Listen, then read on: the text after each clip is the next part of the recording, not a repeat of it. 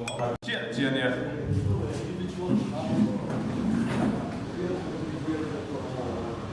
hôn là trần chất thì khám xuân thật tin chuyên đàn đi khá lẽ với Friday political session chu kan lo trần lệ đón ta thì với là cái program thì kan share suap masange chairman inal masuana secretary MPCC kania tin kan recording secretary hi kulal thengniana secretary MPCC ania voina hian pukel lian zuala general secretary MPCC hi report petur ania ani monitoring committee omani amaro su PSC meeting an cầu thúc anh yêu mà ta cho nó kala in thu soi tu hi pahi kan neya ukela chuan ma general secretary MPCC le ULC tu ma ani chu hel shet than pa ngai to lo ko pa min than lai po kan shet na kha ani kan speaker kha ani le tu na pa sain pula rem sama kan secretary in charge political session hi chu lang ang te kan fiat tu ram te kon tur nei te puanga soi turin lo so pata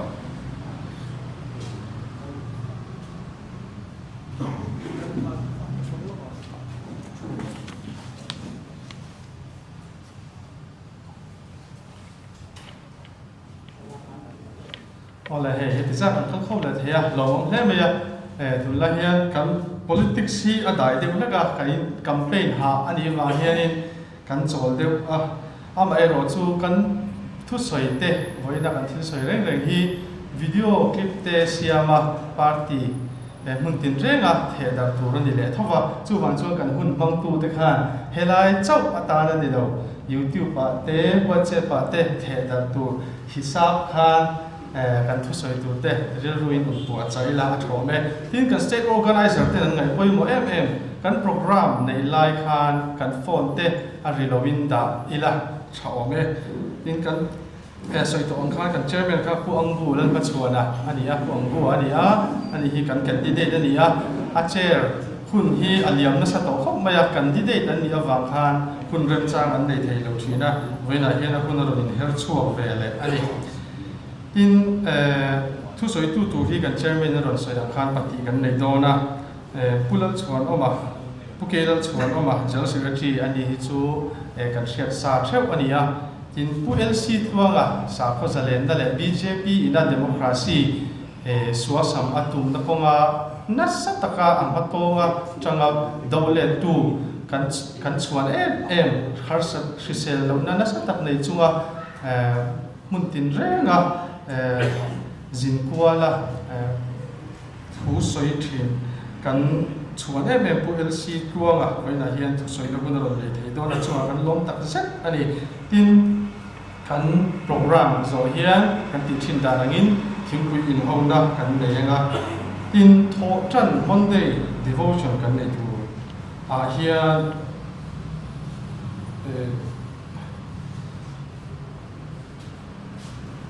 Langwal Arlal Bingmoya General Secretary MP YCC in kanin khom in kai showinga thuhril tu tur hi pu si walal kiana Secretary MPCC ani do ani in kan program hi kan karle lam Friday te kan lapuang lo thei che lo dewa kan chanvo chang tur te hi kan la final thei che lo wa ka chu kan thia thiam tura kan ngai ni lo me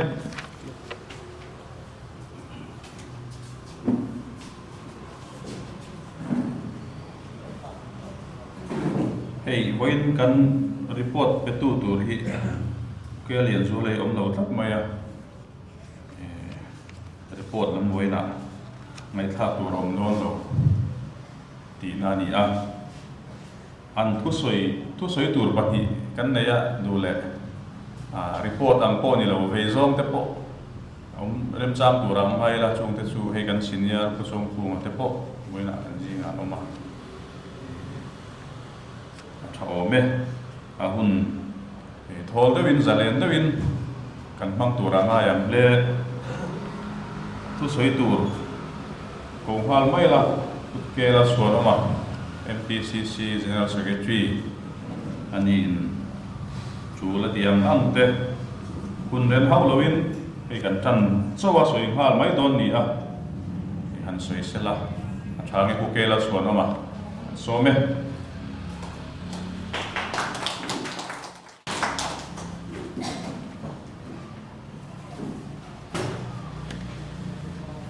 Good chairman le kan party shoi tu te le puel sit luama congress po ni velo ram amai le christian na krista ring tu te kan ni na hei kan rama ane tu kan ni nge theina na ama ko na tira chuan aina kan leng kanin kom chuan ka ti tura ni le ni lo po ka chiang chi lo ka ti ma se christian pathian ring tu thatap mai ania thuma tlem kan ne nga ama chu cha hei ani na te kanin tha ka han lenga kanin ko ma kan zin du na ku chuanom min ti congress lo fet tok tia keila chuan party a chuan i lo la lu ri lo hong ka ti fan mai box ya ma se platform a dual political platform a lo chuan hetia hi soya har sia an ma ni thunung an keng sia ama ka han ko ma ka han lenga kan president ne na ka lenga chumi thukal lam ho lam chu kan in shil leng kan tia ti hian MNF ina platform an pek chi ni silo a ZPM pon an pek chi ni chi silo ke ni lama mi hmuwa chuan atang ti mai tur khopin ania Congress Party workers in BJP hi ma na pu ho la hovin hebi te hi antichrist an ni kan ti ngar pon minang oi lei thei lowa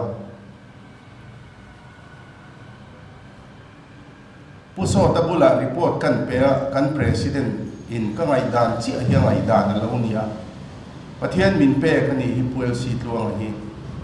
nang to ngai la an som na pia akal mai ta che shuai ro ni dia kain shuai ta mani hanin faktai la hote ne putluang ala in motor midang inan khal chuan ka rui zela i khal chuan ka rui mi alo ati boxi a front seat hi chu ka kian ani anunga ka thu mai thina motor nunga thu thi ke chu ka rui ve ngai mi alo vai na let ling zong pon min por se ka rui ve don chuang si lawa ka kian thina chu ti chung pon mi dang inan khal chuan a rui tlat mai ni kan khal khan a rui ta lawa ka fa pai na khala ani lo chuan driver kan ruaya lo nein kan an tia ma sen rui a rui tlata a top lama chong keiman pathian sara ka ma ami ka ma chon thrim hian ha ka in tingai lo tuna pon kan thop pui te hian i ha mangai min ti su ka ti tur ka ti hi ka ha lo ke hi chu ka lim zel ke ma pen chin ka pen zela hian ka lim zel ani pathian zara ka ha tlat lo putluang a hi mak te ka ti chu zun thumania a BP te poron sang thina very close ve na ne ya ma se kan kal dun ze theya I thong nuwa mem kan ti hian zingdar nga le chan ve ve la hen nuwa me local la kain pe to nga ti tlang nuwa ma kain so ma ti hian zandar khat le chan ve te kan in tha a thenom ten a chang le dar ko ma de te kan khen don chuan anu puyan lo ma puya enga mote kanan hon ve den dena congress chomete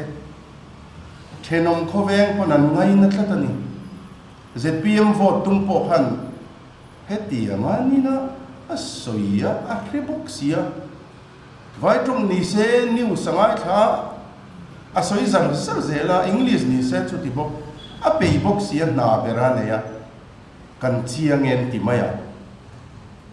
kha in huang khi ta darlon bulami khwa kha ka chi to lo MNF nu buru se an tha tu te tangaram boi lai tanga MNF kal zer a congress top chan khaputluanga thu soi lo ena kan thut puya interview de ure kan ne ka ron post nge kha ani kha chuan na soi chu khami ka ngai kha ka tang kha chuan krista ring tu tha ka di du chuan congress a ka tanamai su ti ka tamani chuta congress na ka thiam si lo mi a hiate ka zia chuatira ka solo dutia alomo ve khop ma en chung khan ti khanan solo azai thiam phia le ngala mi nan lom sia khatia kan soi du ana chan po puan si tluang ane ka info na kanin ko ma ka lo leng don ka ti le ngoro kan pu ya dam lowa ama nuam sam lo chung khan kan campaign ho ka kan mudun ta chak chara ni maya mani na anu pu ya dam lowa ai kala nom thei si lo dam doi na soya chu se langai boxia ka lo leng don ka ti le ngoro rem cha ma kai soi chuak le don na ti ring ma Dr. Ron man lek lo khan kan tianga kan ha ti wang ni lovin zan tai re ka kan thinga jing wa tiana kan chu chuan Dr. tu ma kan be man lo kha khan kan sitlang na tu na sitlang na khu nok nen hei hi alo na phian maya min lo chen chil thu deu nin ka sia ninga thang khan dam doi kan ron ve than chau nya ma se pathian sara nang ni te ko than te dam lo min trong trai pui na zara hei kan lo tho chuak ve le nia va thi la om em chuan kan nom lo putluang hei kan an ti tia thu soi se hi ka tia karil ruwa putluang lo in buat sai te I thu soi to nu kha chu I thu soi thar le tur ti nge nan chuan second ni khat lek chu I du chuan I pot le tin highlight la ani lo chuan BJP a dictator dan le party sang state dang ama mi te ni lo a beidan zong te hindut va te hi soi te kati ama la chuan ril ru le ka ril rui vai nang thin hei ka zia tu to khati ang ron soi chi tho kha ni ka soi don atia ti khan kan ho tu ten in be popin tian voin hi hun min pe a ke ni te pei chu thu soi hi ngai lem lo wa kai ngai a putuang hian soi top sela adu to ki soi sela chu hei tia ka soi poi the tak chi ni ve lo wa le hoina aduang zong le ve zong te in tha thung ho lo soi turin wel si tluanga so mangu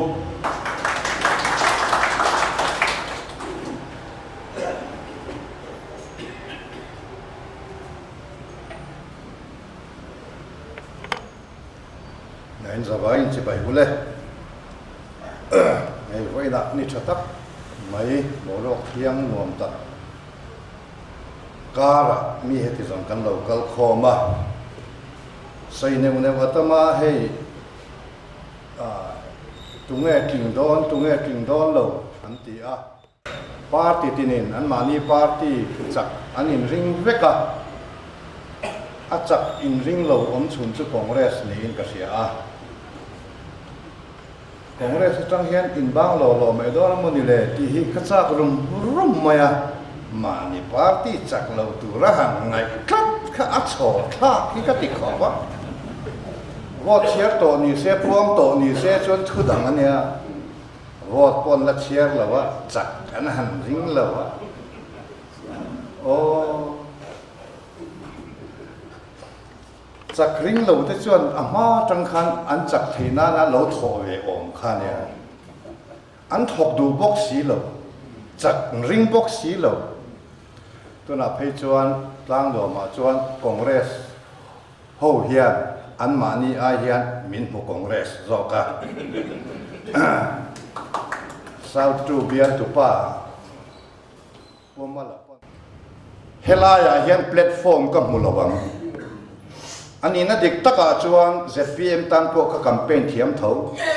lal du oma ai pon ka campaign thiam ka ring zoram thanga te dan ko ka campaign thiam maro chu ka ham that na tur ni mai the ma se kan thir wanga tun ma khang janata BJP tho kha janata an lala kan sia thil kal phung congress ho thil emergency thil wangin an ron lal ve ni maya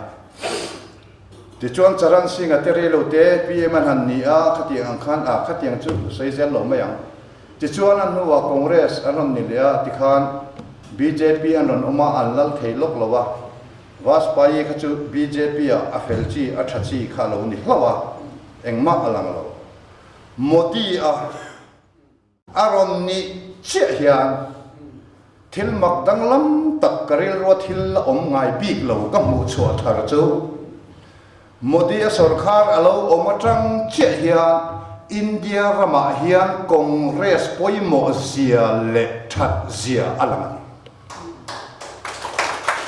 ama kha chuan congress hi apoi mo ni ti Mizoram mi puin India mi puin kan shelo ma se modi an han tal tak ta a chuta chuan congress bit mei hi alaveng sama chuti chungpo chuan asapatal ani deuh ber maya chuti ang ani awang chuan kan chhut chianga constitution te kan ena khata tanga kat mu fiata em chu congress hi chu omlo se India hi chu achevekto keini tribal pay chu second class citizenship nein kan va mai to tuma officer kan om to lowang chu an tum mek bokato na hian chu wang chuan chu voina he puitling the tho tuna ka soi hi chu BJP om chung soi thei kan ya BJP an om chung chuan campaign na man char thei a hlui om velo a thar reng me ni chu tiang ang chu ni wa chuan an sual dan hi chu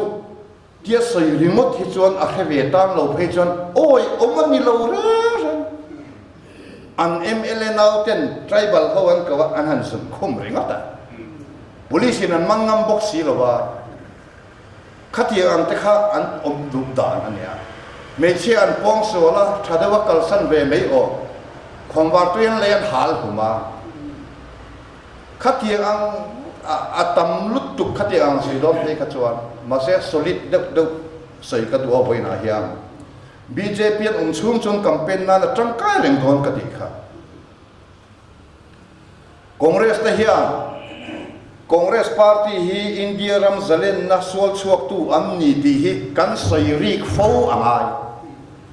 chu India mi puipo Mizoram mi puipo hian an thei hil tan to India dan bu constitution te hi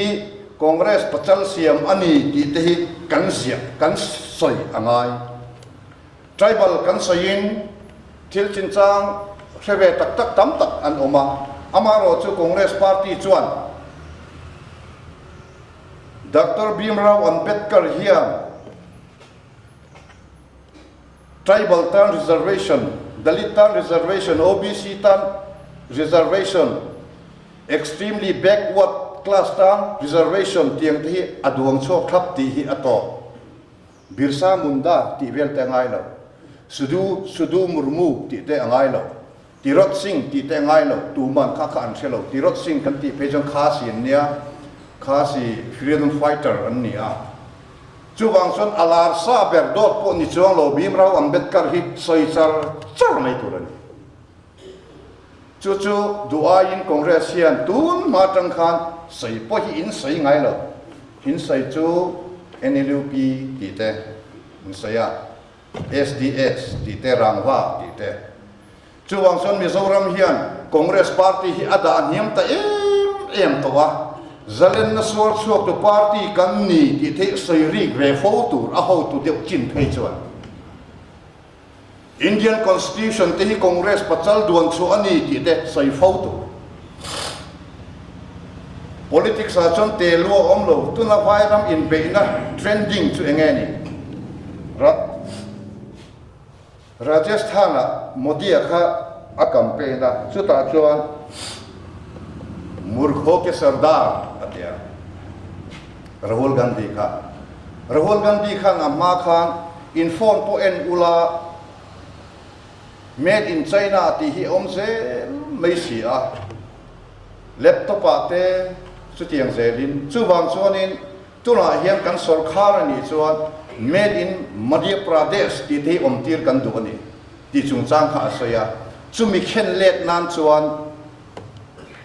India in phone tam tak tuna export tam per .2 kan ni to ti te soya chung ang chu adik ve deu thoba ma se adik ama siam India siam hi om mi lawa awang chu processor hi India in asiam thiam lawa asiam tur poisa ane bok lawa ta chuan assemble lawin China ami ala suak ta a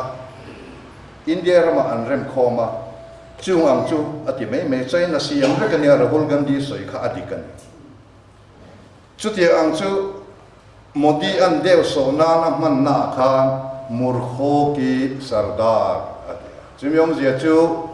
mimol tangkai lo mi a lalpa mimol te lalpa tin ang ani chu Rahul Gandhi ka nang khana manga ti chuan Rajasthana Rahul Gandhi khanin thu sai ve le a cricket khan India an chak lo che khan panoti anti na san chu Modi kha a en turin lo kal ve a panoti ti chu ol sam taka kan le chuan van doina thlen tu ti na ni bad luck ti chuan Modi lo kal wangin ne an ne lo ni amtia kha lar Twitter ate ti khan eng ki ma Instagram ate lar talut tup ta kha mi zo khan Rajasthan alas nan rally ane ya Rahul Gandhi khan thu a sai lak lo lai khan mi pui tang khan in cricket a India ram kan chak lo hi poi khop mai ati lai tak khan panoti ti khan an lo awa ta chuan Rahul Gandhi khan panoti atia panoti awangin an chak lo bet lak awangin an chak lo antia claimin an du am le sheta PM ti chu panoti Modi bet lak Modi ti na ngani da chu tak chu BJP nan ngai thei le talawa atlaya ED tirin mana thului to National Herald chung chante Young Indian te CBI assist tira crores asari le sam ngale pakhat hu ang asset ka an sir saka FIR thelu antuma chutiang ang chuan chu an ma ni chuan an tongkam chetin reng kha an mang theya ti chuan chu mi panoti ati ve wang ringot chuan Chief Election Commission in Rahul Gandhi kha tun khani samthum a in sai fia tur hian akawan chutiang ang chuan Paul dang opposition in a thilan ti reng chu man thei diglo an ni chuan engkim an ti thei akror tel ina an man po ED CBI eng ma case om lo atop maka chu bang chuan Modi hian corruption ado ngai lawa an corruption hian share ane ni karinga asan chu corrupt titu apiang hi an pola a omzel mai asam CM te po kan shea man turania BJP zoma a case omlo tikhan NCPAB te po Sarat Pawara tupa te po Ajit Pawara te po crore sing sari kha ti ching pen chung changa man tur ti kha rally na Modi na sai atuk tuk le BJP a in ve khe sa bo ke ti chon vai ho chon an ti thiam khopa ta hand washing machine an da a lem kha kortia lan thaka ti chon an ron la choka va lak khatika Modi washing machine an tia corruption tia piang hi chu BJP a lu tur ne ti chon an thiang lim hal zel chung am ta chu tun laya an in ka na an ya thudik po ni boka chu tiang ang chuan an neu kha sai tur tam tak zinga tuna appoint fel de lekin han khiar don ta ila Mizoram tu te mo in mana khan zone ta khan discussion kha ka ngai tha ukil pakhat khan BJP ho hi chu an chak riaw alo an thil tuma te hian an chiang sia an ti duak maya a tha hi ka ti tak taka ain thasung le te wan yang amaro chu Christian na chungchang lampang anga hi chon ni chong lovin ate ukil velai si kha avan shelo mo kate chu tiangin pu bei chu ate lalin lian sai lo ten BJP chu development an tra an chaka India hi an ti ma so na ni an ti te hi vang khong ai thak tak mo kate maro chu an source kha tuna India TV kan mu NDTV ti te mirror te News India te News 18 te No Bharat ti ho te kha ang te ni chon adik ve khawa khatan puan dan khani miawa sang ni som pali al tran tip che kha Modi al inge ei tiang development turin kum 3 crore ni na kasiama pakhat na panhi na smart city za kasiama sab ka sat sab ka vikas atia masom na reng mi pui mi mir ate ber khenga kheng phak masom da katiang sang hi le tun kan tram azo che hi chuan mi zong mani ina an cheng to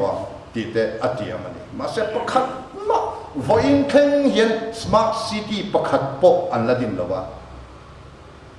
ti chuan sab ka sat sab ka vikas ati te chu an phun huai atuna napmulo sipaya ringot po hian officer chin ringot po hin noi khan le sing riat no kha lo tu na me kan ate lam chu sai chu ti ang chuan no kha tung to bok si lo lak atung to bok si lo khati ang khan ama thu khan ti khan akala chuta sikima khan airport a honga ti chuan congress ho hian vo in thengin ati chu sang ni som pathum thengin ania airport somsari pali chau an siama keini chu hei kumli chau kan lalala kumli chungin airport somsari le pali kan siamani ati au duma google svela in en chuan chung po chu in muang ma se fact check in ti pe chuan khami pe cha tho khan fact check khalo lang ngal boka choda chuan dot ani ziate sang ni som pala khanga chi an sarkar chi khan parliament a zona o matuna hian airport exam nge India rama antia kuali antia tisuan tuna sang ni le som pathum ania UPA 2 lai khan pasari an duang me ka attention thok tan tawa tisuan chu mi pasari UPA hun laya an thotan mek le attendant pass vek to clearance and kim to akha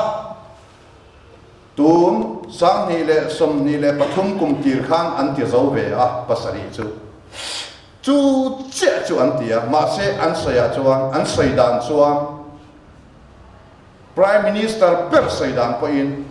congress havin kum samruk le paruk chugin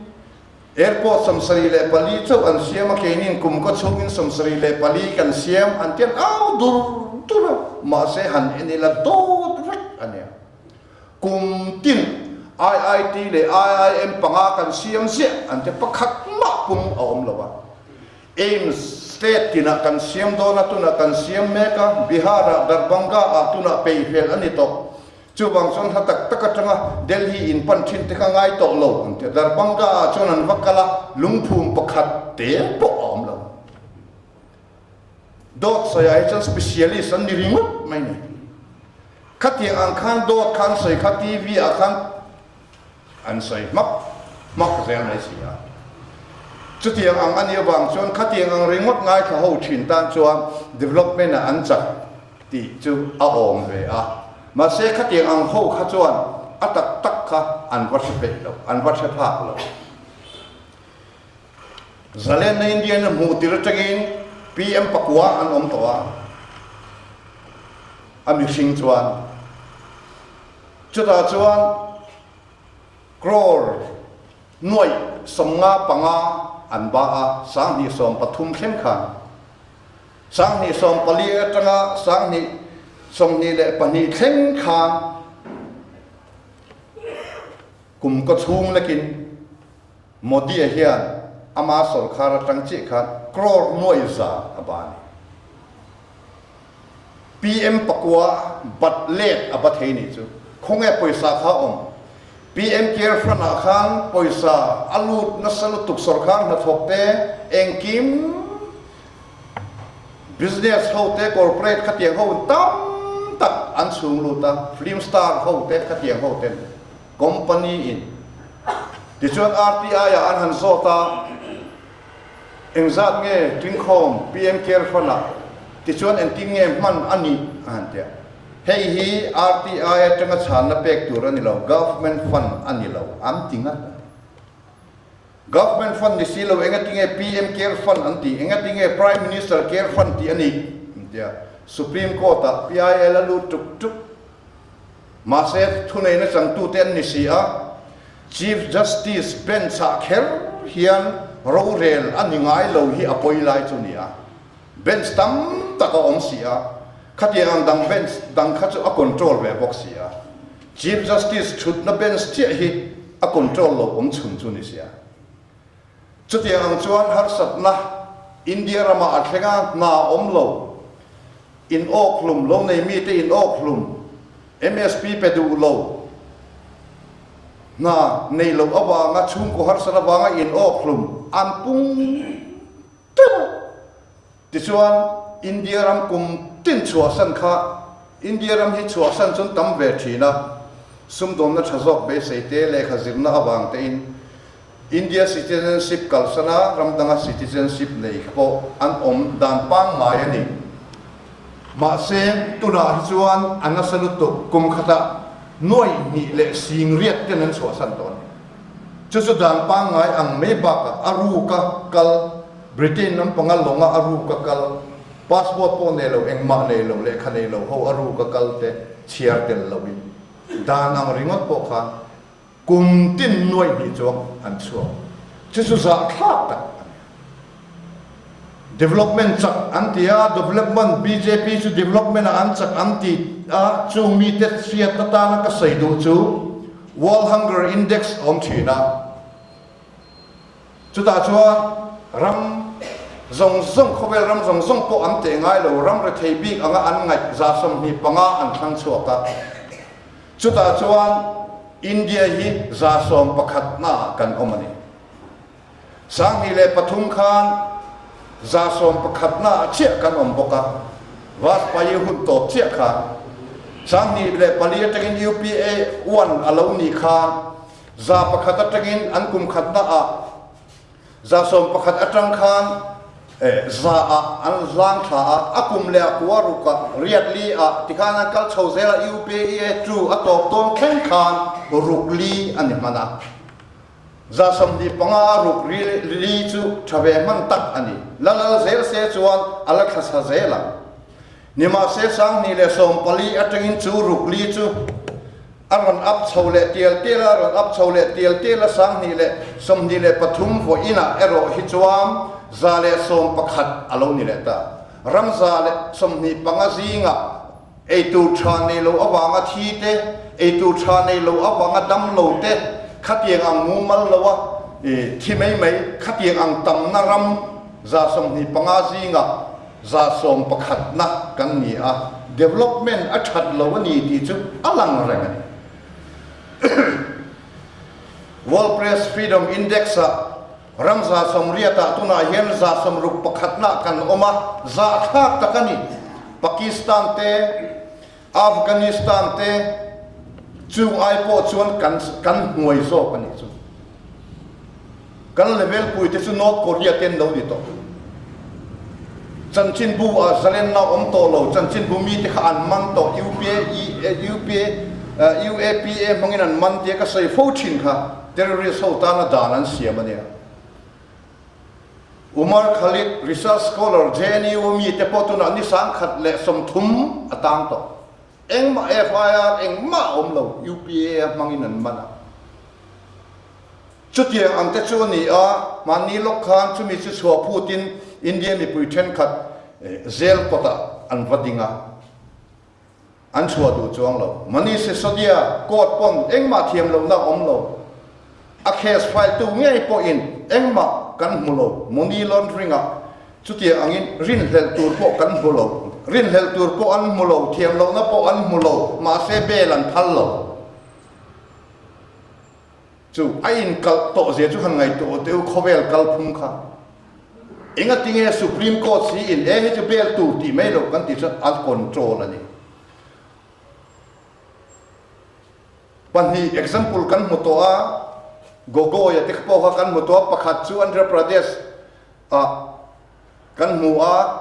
abang chia tin abana tanga khathum leka governor an ruatan ya pakhat abana tanga tharuka Rajya Sabha member an ruata khami be sei khan jat chaula khan a senior khan BJP ti lo man tum to a Chief Justice of India che hi an la ti lom lo om chun chu ni ta ma se case reng kha ama ben sa alu vek thei bik chong si lo wa chu a boy thak na lai chu ni ta ti chuan thiam lo na pon mu lo eng ma an mu lo te po kha ti khan an tang reng men ti chuan a MP AAP MP Sanjay ya po Sanjay Singh te po eng ma thiam lo na an mu lo ma se belan phal tak lo akot tur kal khan chanchin bhumi ten than la ti hi da wangin ke chiwa la po hi na sat taka ra thak taka phiar ruk adi a chu wang chon in ring ang che ati chu ang te chu nge om je ni don ta thu sei de kha sei man si lo wa kha aron se ke chiwa la po phiar ruk ani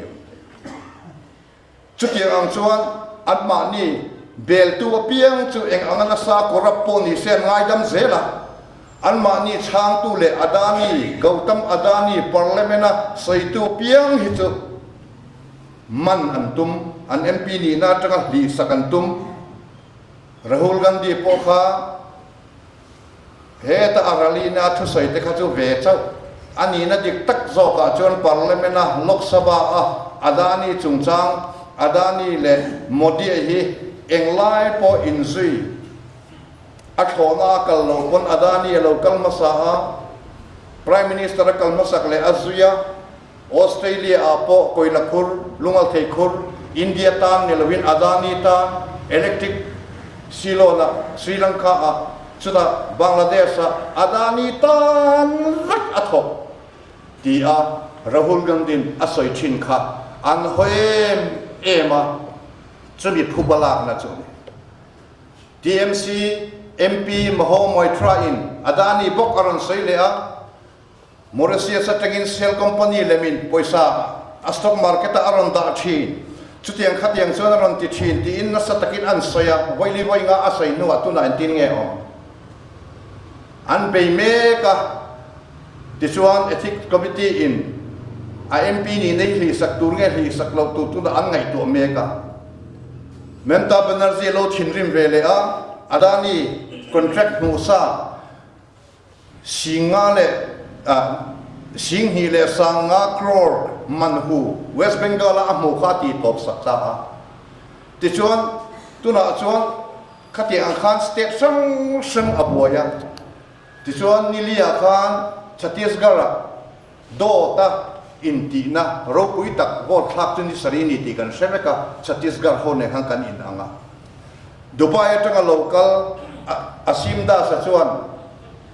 India a construction runti turina local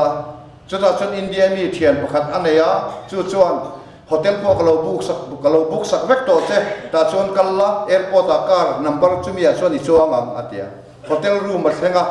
tianan hoi vela enge angi ti hotel chu atia ta chuan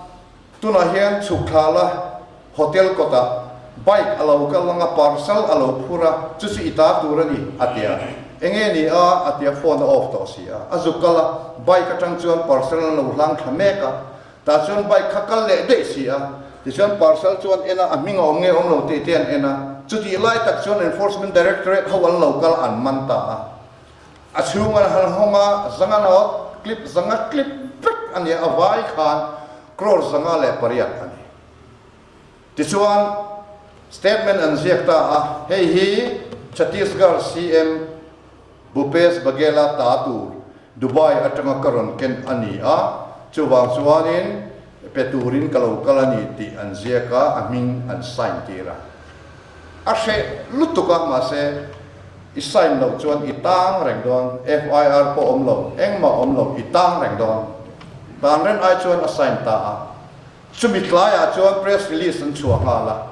dan pangaya chuan investigation ten la phota adikem adiklovem ti te proof o omem ti ten ti phot ma se Chhattisgarh an klingdon lo ti an siat awangin ti ming siat thoi an du awangin press release an ti a TV zong zonga newspaper zong zonga an chuatir nga la ti chuan ma se van nei kha takin khapa kha anan chua chi a ma se tlai to lovin ti chu vote share kunar siata ni saria han chua khan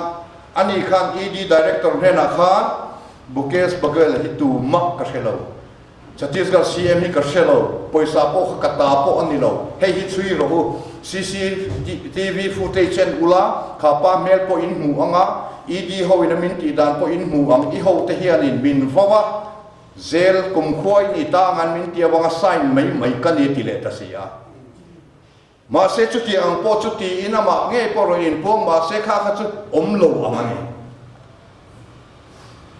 chuti ang chu India rama thil kheng mek ani awangin voina hian khurama thil kheng chu enge ke ni ta na poina kan ti ni mai the khulama thil kheng hian ke mani min hong ve zel ani ti sia ila Congress party ate beratanga alien ber kheng hi inse a tang rual lo man po kan ni lo tang rual cham ila koi kom thin angin tang rual ila ti chuan kan sarkar lo emo tang marpat ila sarkar na hi chu kan chang mang ti ring kat mai ngom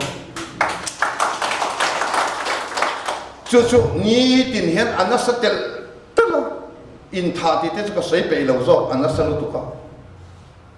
chuti ang chon politics thila khan mi anti ming che she lo ba chuta chuan Chhattisgarh CM khan CRPF ba sei pui hian nge aronti hei hi chui tur ntia ama state police te chui tir donin CBI an tel sia CBI an lal zok sia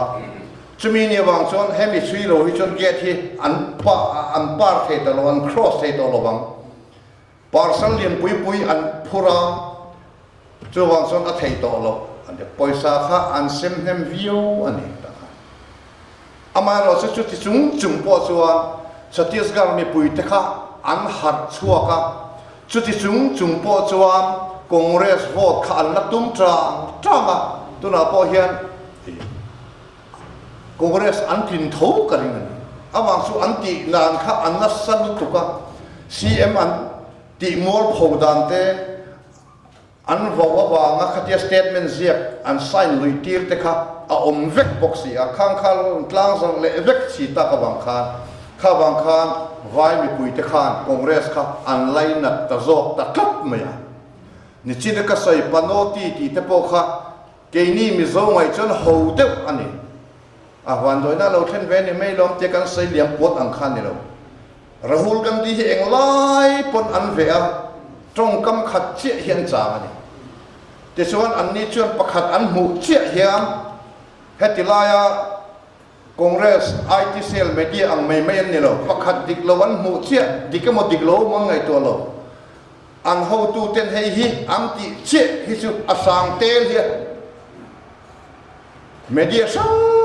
ขันเชียร์ตัวข้าดักข้าวตกที่ส่วนมีเต็นอันรันคอมเมนต์ดานะลมลมเอาเมนติเวงตัวเฮียหัลซัร์ไปยังจู่ๆคอนเกรสเมเดียก็เงินดูหัลอันนี้โพสต์ตกเซลสูทิลฮีอาเวงตัวฮิปันนี้ปฐุมเราดิกเราเตะขวดทลอมเตะปนมินอันคอมเมนต์ให้ช่วงอังสูอินดิลิตดูปนอินดิลิตังอินดิลิตดูเราปนอินช่างเวงังเด่นเมเดียเซลคงไอตะกินง่ายไปหมดตัวรักกระดูเจ้าจูอินเชียร์สาวเรา politics พิรเวลไงตัวเรามิโซรามา opposition เอโมส่วนลวินเอโมดีนั่นในจีนินเองอัจงเองอัติติค่ะมันจังกายหุ่นเอาหงทีจู่วางส่วนเฮ็ดยัง IT cell media อัทบตัวที่จวนริลรุซาวทิลเสีย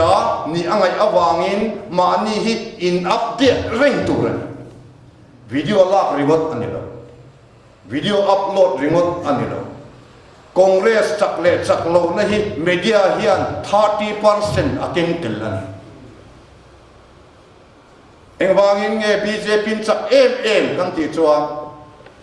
นี่ตินเฮียน all India เฮียนสิงห์สังงาเฮียนไว้ขัดเทวปอเสสิงห์สังงานปอสันนี่ดูรู้ตักันติชวนอันวิลจาร์จักค่ะมีนอันตินเงินรอนตินติค่ะจู่บางส่วน spokesman ในชัดเตปาติตันชาจะมีติตุรตานาเพจวงทิลเสียเนี่ยไงอินซิร์เปย์เนี่ยไงตัวน่ะ constitution ที่ก็ใส่ทิ้งวางริงดแต่ยันจันดาร์ส่งประกาศเคร่งที่ constitution ก็เชียร์ชินนี่โดดใส่กัลบวางอิน article ดิกตักแต่ CRPC ดิกตักแต่ก็ใส่เทนังเลขาก็สิร์ทะเลอันนี้ริงดไม่ฮิอาก็ติด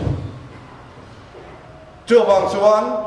เฮตาทุดิกออกมามีเทนันสยามโออิริมดหลบปาร์ตี้ดังสยามเพจโออิริมดหลบแล้วเรื่องมันนี่เรียกแต่อินทันตัวรตีดินโออิริมดฟงใครงาตังอินตี CEC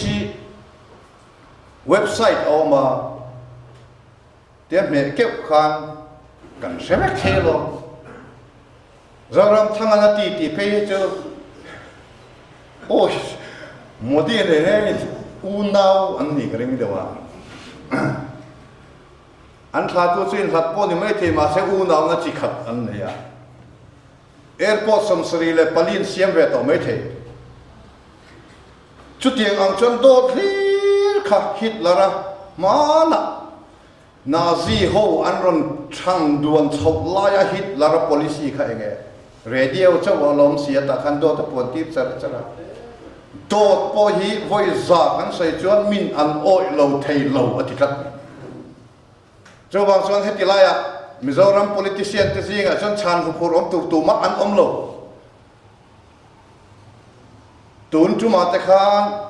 ZNP leader ข้าหันตีฮิกันซักขบะมาเราจูมีเต็นกันทุสอยข้าอันเราพังตีกับลาวบ็อกซี่บานาไก่อติริบพอสอยนาเปียงอาศัยดังละมาตัวป่าเพจวดโปรเจกต์รันเซียมกันเราเอ็นังติจวนอัตรากันตีเละโหลดลิงเงยตัวกันตีเตเจ้าเฮียนี่กันเปกดอนนี่อันซีมเสียจนไงตัวตัวจู่แต่จู่กันกัลนะกันดิเดตเช่นขัดแต่ฮิจุกสิละขัดเย็นนี่จนเปกตัวเรายังหมดโดนเราเห็นที่เงย ZPM ขันข้าป้าขานูข้าโหดลิงเงยโดนตีอาเซียดบีอาเซโลอาริสโดนนี่เจ้าบางส่วนข้างอังจีเตเดินเกาทันอุบาลเนี่ยบอกสุมันเปรที่ขัดกรินไอน์อาลาร์หรอวะเอ็งวางเงี้ยสินอตเทียนงอยแรงเอ็งวางเงี้ยลอยนักเกาทันเดปอนงอยแรงเอ็งวางเงี้ยสุมันนับเปรอามาสวยเงี้ยหรอเกนี่ปนตูมากันเป็นไงเนี่ยสุมัน pas tu zinga atel le nga MLA khang thain sei hlawa mo ka tia pu chona ma he chu sei ro ka tia barel ruk mana pe tho te kha isu thalu tu kan ni an ma ni trong kam atanga thiam lo chan tir dan tur kha a om ze ba ni niel don pun ni sen niel ngai na om lo an ma ni sei ni tlam chu wang chuan enge kan ti a ni china ka sei ta ang khan tu na po vo thiara na ni lo chak kha in ring thup rubat mai lo ni thung tal ti kha in ril ro han om reng me se la along ni lo pal ani le eo kan va wan loi le pe ka o ti me tu na tanga pali ni ti bang dai ro congress ta kin om ze om le i party po chak i ring lo ni jan tu party ma ni plat in lo i party chak lo tu ranga ngai khan mi dang party i tran ti na ni mi dang party ka i support ani cho bang chuan tur chung mi chu ni mo ni thu mo nge nge ti ula chuan alo ni lo pal ani chuan eo ko kan chu sol le pe ka chuan ani tong ni tur pon kan chamam ti be tur ni lo te chuan in ke che a fin ko ka ring lo a kan ti tiet reng hi ti te chuan en tin nge ni a kan candidate kha fel lo po le kan tran pui la samai tur ani ka sayang khan sa tu candidate po pumala fel ate lom mai lom vet ho tur ni ma se alom so lang ti ka lawa wangin MPCC lama seat campaign ne nge ngai ti na chu sai tu te nen lam ka ruata ti chuan ama tan big chawa ka phone an ina ka kal hi reng noya puro thanga le an chung te kha in partenen ka in kom na sal zia in sia a tunga vote in tu katia ZPM ti kan vote ve me do nem ni te kan ti in vote to ni lom ni ma po o congress vote ngati nge congress vote lo ti se in khom thei do don thei in chom me so po khen pe chak me do na si kan tia ma ngara ho congress vote ula i pasal ne kan lo in kom thina wang tal te khan vote ro ka tia chon thu tak deuh khang ka hrila minute nga vel bak ka hrin lo alo ni mo ngai thatakin hor kan lo vote ZPM vote tum ni ta pumoi te a transport department an mechanic pension lim veng noyami an in sumia tanga ka kal ho chu kalut le a engei bo ro congress in vote don ka congress lampo lang ri lo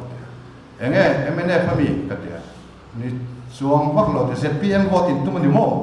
i pension to lon la ki du ni mo kan te du suang po ni lo ve de ngoro he ini ne ya pension to ine ya tum hi congress an vote ve phot me te niyo kha i thu sei kha ka lo ena i anticipation i vote nge tu ka nga ya ka fa pa pa kha chen adu tat lo wa congress nó chuộc lo này mày nơi trồng khan cả anh bốn như thế căn nụ ba chọn căn nụ bỏ thằng nghe chẳng có xảy ra chọnอะไรà khát tiền ăn khát cal bol lệ vote khác nó mình non phone hi pumalatan chọn mi som thum par cầm hồn đi chọn thì khan cái máy in cà phê à cà phone bộ cả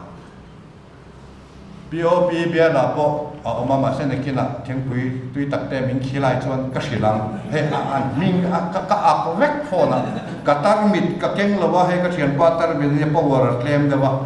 ka mu fia the lawa ka tar mit ka man mo lu tu ka tan he ka a ka mo ka dia ka lo ak lawa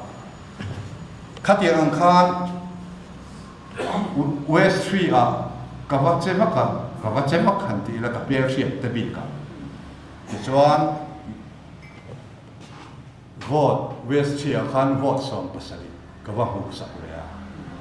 chuan south tu a hian kam hu sak nem ve ang ren khop me pro siam he hi lom tak ma ก็หมู่สักตีพวกแค่ระวังอันนี้เป็นไม่ชวนเศร้าเที่ยอ๋อที่ข้างวัดสร้างนวดที่ข้างวัดสปาที่ข้างมินรุนศิลาข้างอ่างเวลที่ข้างก็ใส่จนไอ้ที่เทมันก็มินเตียงตีกับเราด้วยว่ามานี่ฟังเลยสักที่ก็ละแห่งมาเบ็ดเราเห็นแต่มาเซลตุนตักที่จะวอดอเบ็ดอันนี้วอดข้าเบ็ดตาจวนคองเรสตานักเกษตรก็ใส่แบบมรดกที่นี่จะสร้างได้ปะครับถูกก็ใส่ตอบดอนนะ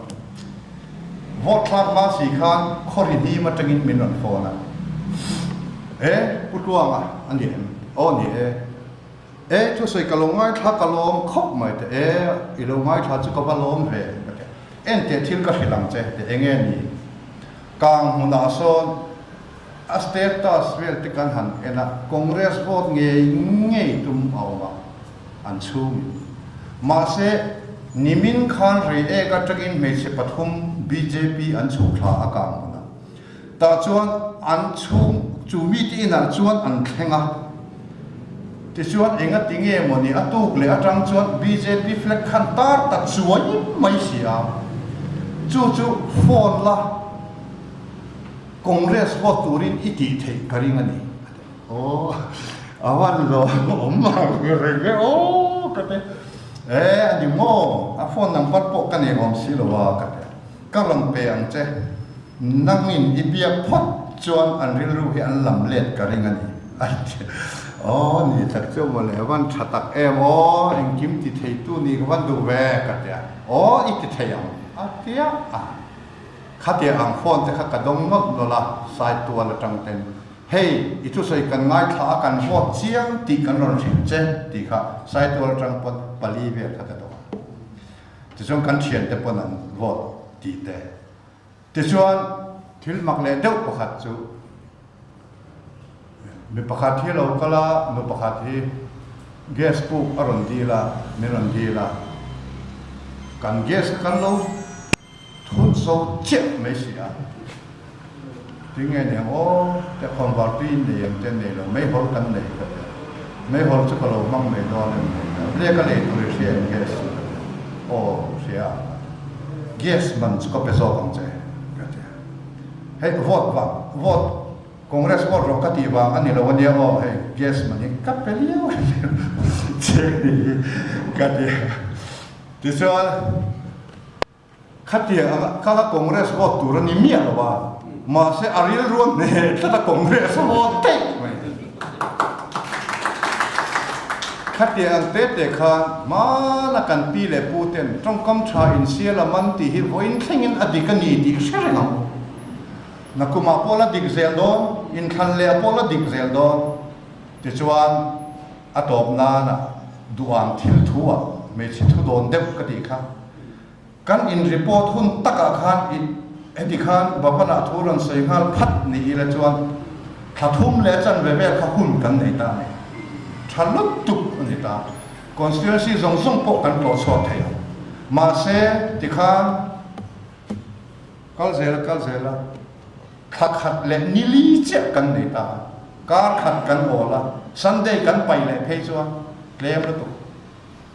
จวนนิลิซานดาร์ส่งแข่งขันอัตโตปราแข่งขันกันกัมเปนะทุกข์ใส่โซ่เจ้าไอโซ่ปนินกันโลโหเลนาตานี่ที่จวนอัตโตก็รวมตะกะถกกันอันตุ้มค่ะถกค่ะโลข้างเอ็มคูนกเนนนับตุยเนนตักษณะเนี่ยใครที่กระสุนโฟนะอันนี้ตรงทะเลที่เราจับตัวยังทำไมไม่ยอมเราเจ็ดอีกครับมาเรากันดำเราวันนี้ที่กันพูดตัวจะวางส่วนกันระดับเวลไม่ยังresult เชียร์คนสมนิปนินิทุ่มกันหันนี่งาที่ชวนกันละทรงสบายขันจีบไปกันนั่นเซมกอลเลยโดนเนี่ยแต่กันตีจุดyang chuan thil hi a eng zonga thlir hun te oma atak taka thlir hun po oma chut yang ang thathiam rol vek in ni voina hian BJP diklona solid tak kha karon zia khatewa phona hian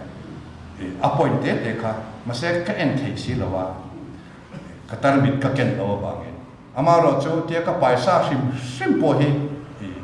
aturu lutuka soise ani lo zo kani ti chuan ato pera chuan Rahul Gandhi hi papu antia BJP ni kan papu ni turin ante papu ti chu no pang trong fia thei lo mani du atal ti na khati ang tur khan TV ate newspaper ate cartoon ten siama poisa crore tam tak an senga Rahul Gandhi hian kam khat mai na changai lawa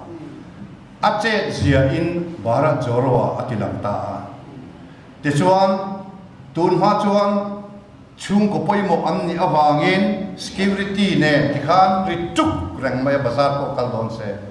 ma se tu na chuan India politician zinga protocol bo chen ber ani to wa khata voi sa te bo chen awang so security kha ngai lo wa te security shin lo kha kal te zel maya chuti anga ma alak na chuan phekok siam te hi uluk takin awa ti awa ko ma engzak nge ni khata in mu thin hetiang hi in siamin hetiang hi in siamin tia tikha an shila enge in har sat na ber ati sia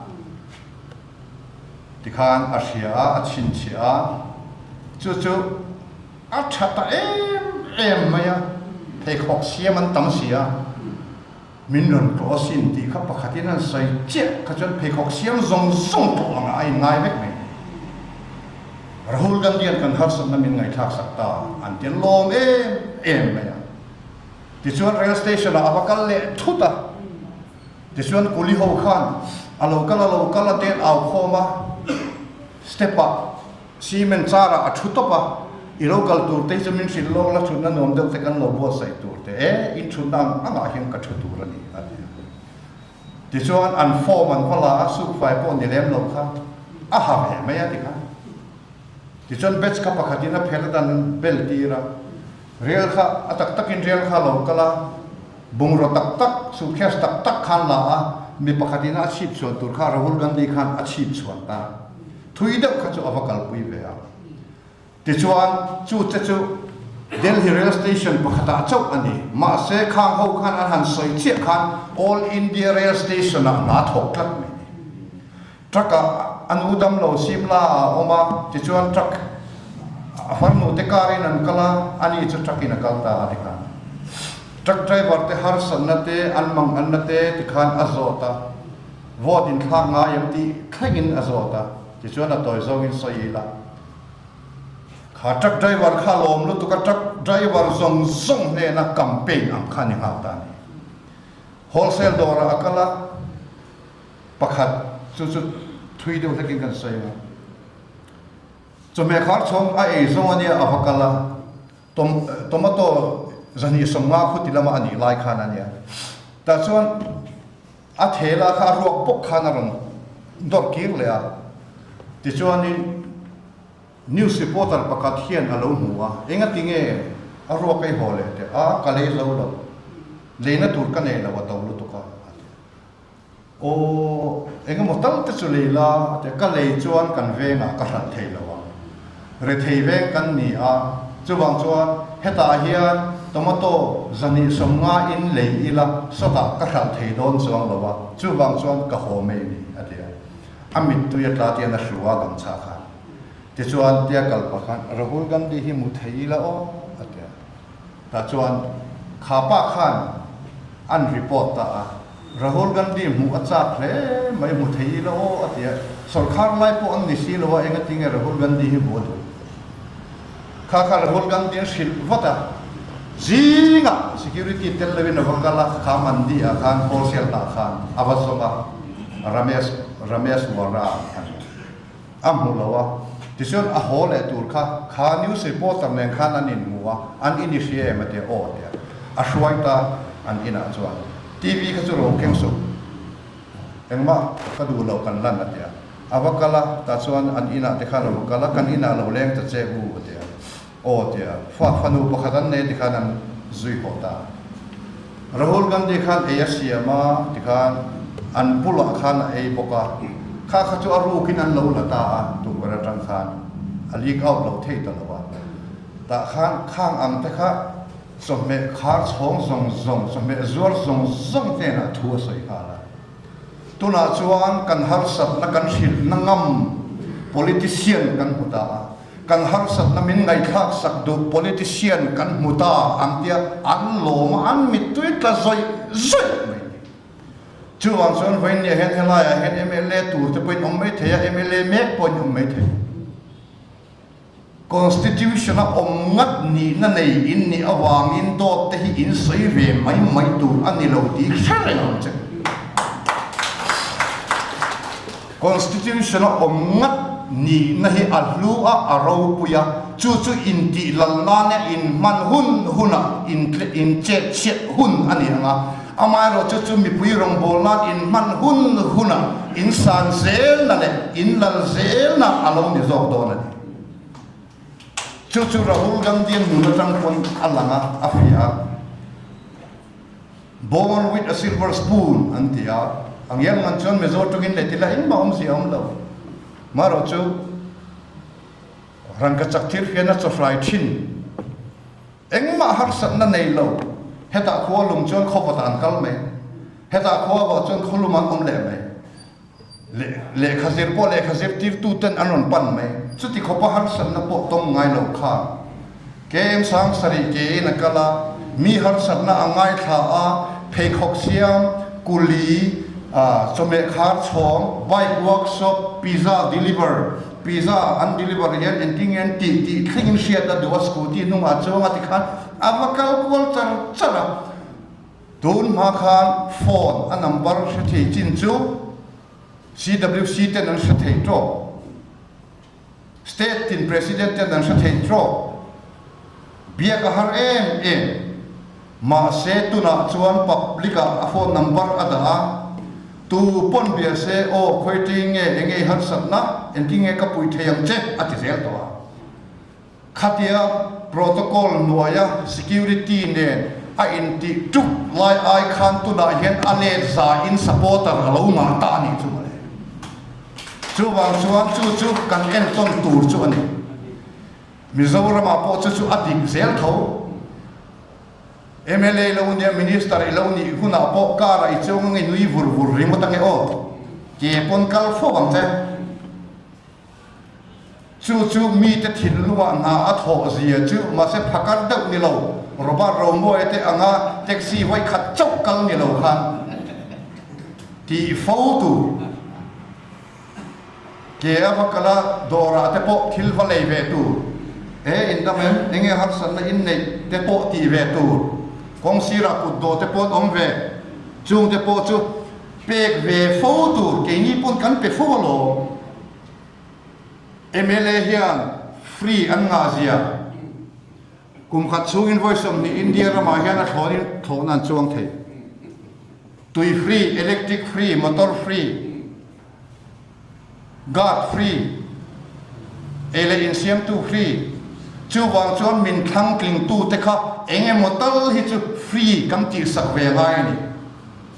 free kam ti sak ka ti om zia chu an khotlang khan enge an ngai tu a enge an mamo a enge an intro mang an ban trang kai thei per tu ti te hi ngai tu fo tu ra ni manifesto tel mi lo ma se chu chak zel na an ni maro chu intil nana mangani chuan achak thailo ani maro chu te beratanga lian ber khega ne lop taka kan oma in vai vum lo kan oma ni chuwa khoi bia la po di la kan ting zel do ani ti chuan ni thum te hi thak reng su se chu congress ta na the em de mot maya an thak tu ra ni lo an thak don ti kan thiet vai chan thak lo tu ri kong so ti chuan eng bo ruak po lo thakam kan ting lo ani pon kan ting ani pon a cheber don in lo ting lo pat ani pon MP oma MP a chon a sirula in kan ting le cho lawang ti kha chu ZPM ho nge yang chu khang ho chuan chuan ani phat ngala tangin apuak sa pai ang be khan MP ค่ะ Congress MP เนี่ยไงตัวค่ะจันกันละเลดอนเนียติค่ะอัตโตมากันใส่ดูนี่กันหรอไหม